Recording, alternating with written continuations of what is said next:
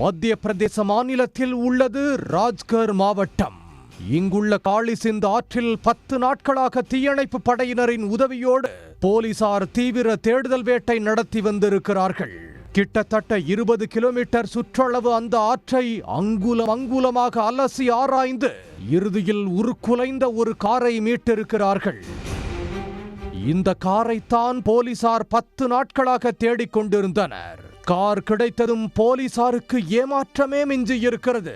காரணம், காருக்குள் அவர்கள் தேடிய சடலம் இல்லை.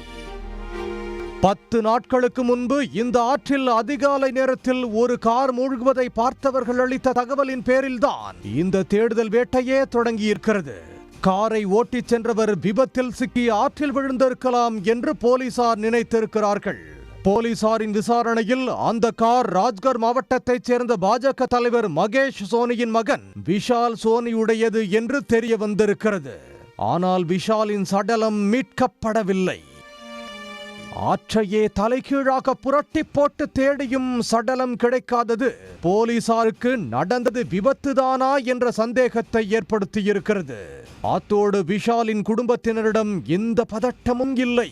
இது போலீசாரின் சந்தேகத்தை மேலும் அதிகப்படுத்தியிருக்கிறது. விஷாலின் செல்போன் சிக்னலை ஆராய்ந்திருக்கிறார்கள். அது சம்பாஜ் நகரை காட்டியிருக்கிறது.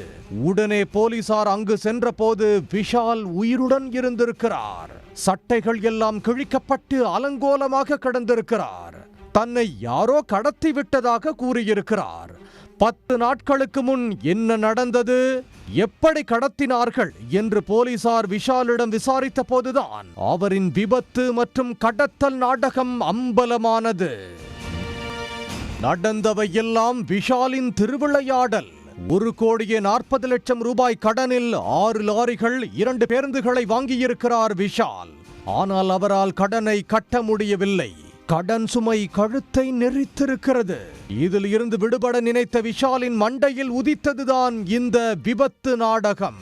தான் இறந்து விட்டதாக இறப்புச் சான்றிதழை வங்கியில் சமர்ப்பித்தால் கடனை தள்ளுபடி செய்து விடுவார்கள் என்று விஷால் நினைத்திருக்கிறார். விபத்தில் சிக்கி இறந்ததைப் போல சித்தரித்துவிட்டு தலைமறைவாகிவிடலாம் என திட்டம் தீட்டியிருக்கிறார். சம்பவத்தன்று அதிகாலை காளிசிந்த் ஆற்றுக்கு காரை ஓட்டிச் சென்ற விஷால் காரை ஆற்றில் தள்ளிவிட்டு தலைமறைவாகியிருக்கிறார்.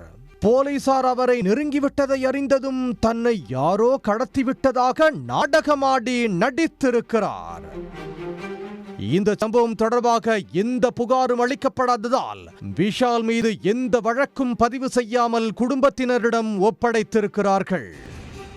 உடனுக்குடன் செய்திகளை தெரிந்து கொள்ள சன் நியூஸ் பெல் ஐகானை கிளிக் பண்ணுங்க.